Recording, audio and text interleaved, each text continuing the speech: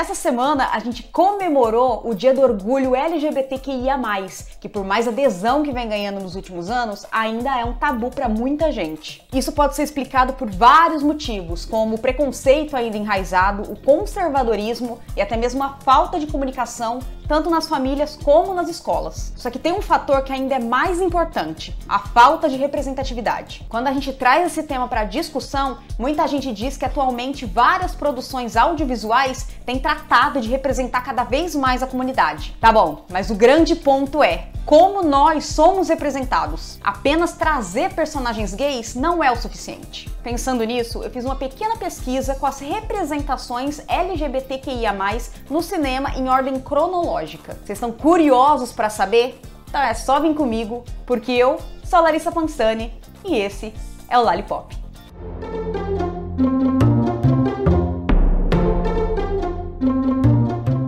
Bom, gente, como eu já disse, eu fiz esse levantamento, eu fiz essa pesquisa levando em consideração todas as representações LGBTQIA+, desde que o cinema é cinema. Ou seja, eu peguei exemplos desde 1895, desde que as primeiras peças audiovisuais foram transmitidas. Só que antes de dar andamento para esse vídeo, eu já vou pedir para vocês darem um like, aproveitarem também para se inscrever no canal. Aproveita para deixar aí nos comentários qual é a opinião de vocês em relação à representatividade dessa comunidade. Bom, feito isso, bora pro VT. E olha só, se vocês acham que a temática LGBTQIA+, é recente no cinema, aí é que vocês se enganam. Uma das primeiras películas da história da sétima arte é um curta já sonorizado cerca de 30 anos antes do som fazer parte da indústria cinematográfica. Esse curta trazia dois homens dançando ao som de um violino. Eu tô falando de The Dixon Experimental Sound Film, de 1895. Pouco tempo depois, em 1916, na Suécia, o diretor Maurice Schiller teria escandalizado o público com uma adaptação da novela Michael, de Herman Bang, que aborda a atração de um escultor por um jovem que adota como filho. Só que mais focado no tema, e talvez o primeiro filme a abordar de fato a questão, foi Anders os der Anderen, de 1919, de Richard Oswald, realizado com a colaboração do pioneiro da sexologia,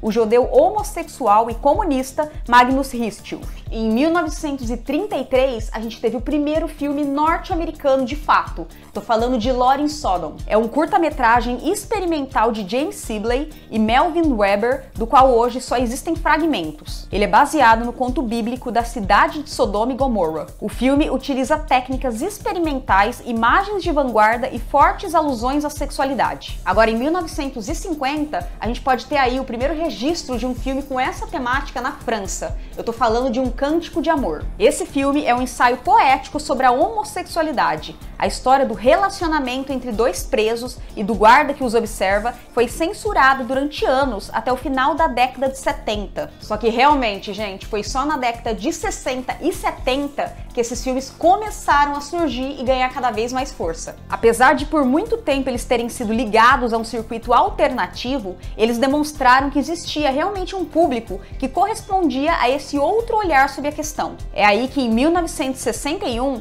Meu Passado Me Condena trazia Dirk Bogarde no papel de um advogado homossexual que decide processar um chantagista que ameaça expor a vida secreta de alguns homens ao mundo. Essa foi uma das primeiras vezes que o termo homossexual foi usado num filme. Em 1969, por exemplo, a gente também tem o filme japonês O Funeral das Rosas, dirigido por Toshio Matsumoto. Nele, a gente acompanha a vida de travestis em Tóquio na década de 70, seus conflitos e dificuldades em um contexto pouco amigável. Mas na década de 70, meus amigos, é aí que a gente tem uma das maiores marcas da comunidade LGBTQIA+.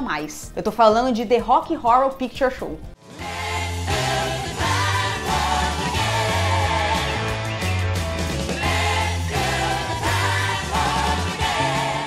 Além disso, a gente também teve os filmes do diretor John Waters e a sua personagem Divine. Sem dúvida nenhuma, esses títulos fizeram sucesso principalmente nas chamadas sessões da meia-noite. Eles demonstravam o interesse de um público por temáticas que saíam das narrativas normativas predominantes na Hollywood da época. Só que se na década de 60 e 70 a gente começou a ter um progresso, na década de 80, infelizmente, essas produções começaram a cair. Isso porque, infelizmente, as pessoas associavam essas produções a crise da AIDS, uma doença que surgia aí e já começava a matar milhares de pessoas. Em 1982, a produção da diretora argentina Maria Luisa Bamberg, Senhora Denade, apresenta ao público um personagem gay sob o espectro de liberdade e libertação dos construtos sociais. É apenas no final dos anos 80 que a gente vê nas imagens de Quest for Love os primeiros personagens homossexuais bem desenvolvidos. Bom, gente, como esses movimentos são muito cíclicos, na década de 90 eles voltaram a ganhar força.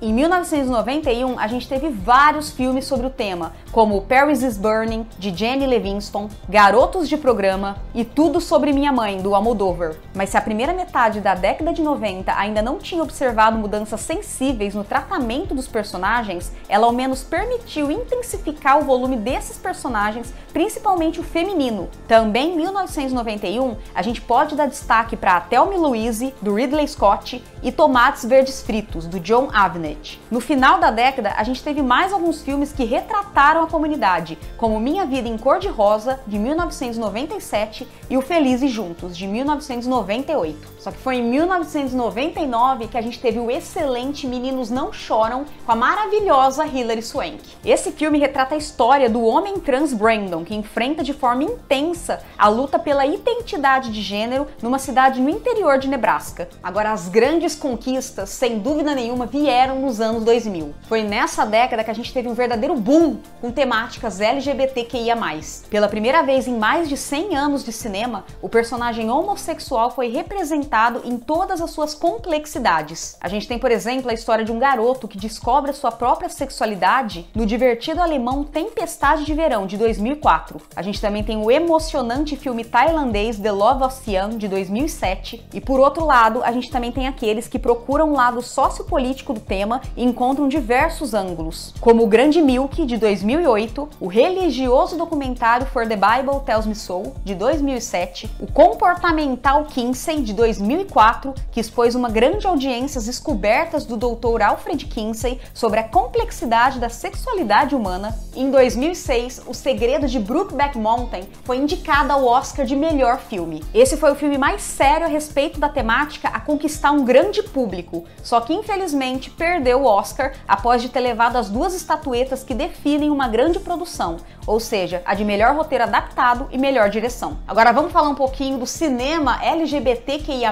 aqui no Brasil. Os curta-metragens das décadas de 90 e 2000 e os festivais de cinema chamados na época de LGBT ganharam ainda mais destaque. A gente teve alguns filmes muito importantes que marcaram o comecinho da década de 2010 aqui no Brasil, como por exemplo Como Esquecer, de 2010, Hoje Eu Quero Voltar Sozinho, que antes era um curta-metragem em 2010 e depois ganhou um filme em 2014, e é claro, Laertes, de 2017, o primeiro documentário original Netflix aqui no Brasil. E por falar em Netflix, em 2010 a gente teve um verdadeiro boom dos serviços de streaming. Eu não sei se vocês sabem, mas pasmem, uma das primeiras produções da Netflix foi LGBTQIA+, com Orange is the New Black.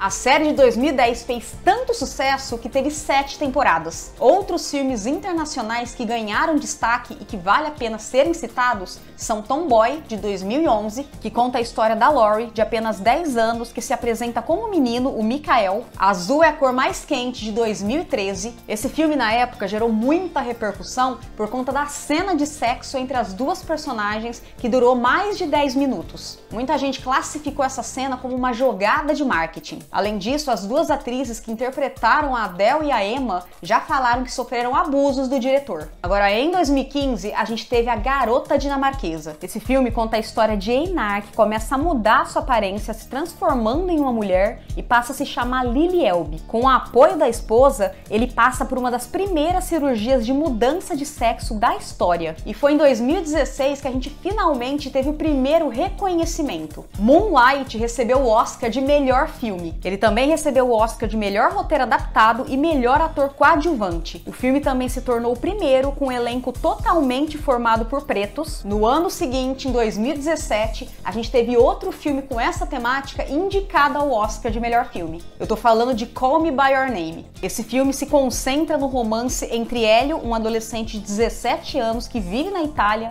e o assistente acadêmico Oliver, de origem americana. Sem dúvida nenhuma, a partir dos anos 2010, a gente teve uma verdadeira revolução na forma de se contar essas histórias. Além dos filmes feitos diretamente para o cinema, a gente também conta com filmes feitos para serviços de streaming. E é por isso que eu vou finalizar esse vídeo com um filme inteiramente feito pela Netflix e baseado no tão famoso clichê adolescente. Eu tô falando de Você Nem Imagina, um filme de 2020 que segue o mesmo estereótipo de filmes como A Barraca do Beijo e Pra Todos os Garotos que Amei. Esse filme conta a história da Ellie Chu, uma estudante tímida e homossexual que se sente isolada e sem nenhum amigo numa cidade remota. A Ellie concorda em ajudar o apaixonado Paul Mansky a escrever cartas de amor para Esther Flores, que é a garota que os dois amam secretamente. Eu quis finalizar com esse filme porque esse filme representa de alguma forma a normalização dessa cultura LGBTQIA+, nos filmes de adolescentes. Para mim isso é uma revolução porque é tratado normalmente, assim como sempre foram tratados os relacionamentos heterossexuais. Bom, gente, é isso. Espero que vocês tenham gostado do vídeo. Eu quis fazer essa pesquisa, eu quis trazer essa ordem cronológica para quem não sabia ou nunca acompanhou a história do movimento no cinema. Se vocês gostaram do vídeo, deixa um like, aproveita também para se inscrever no canal. Deixa também aí nos comentários qual é a opinião de vocês em relação à representatividade da comunidade no cinema. Eu vou ficando por aqui. Um beijo para vocês e até mais!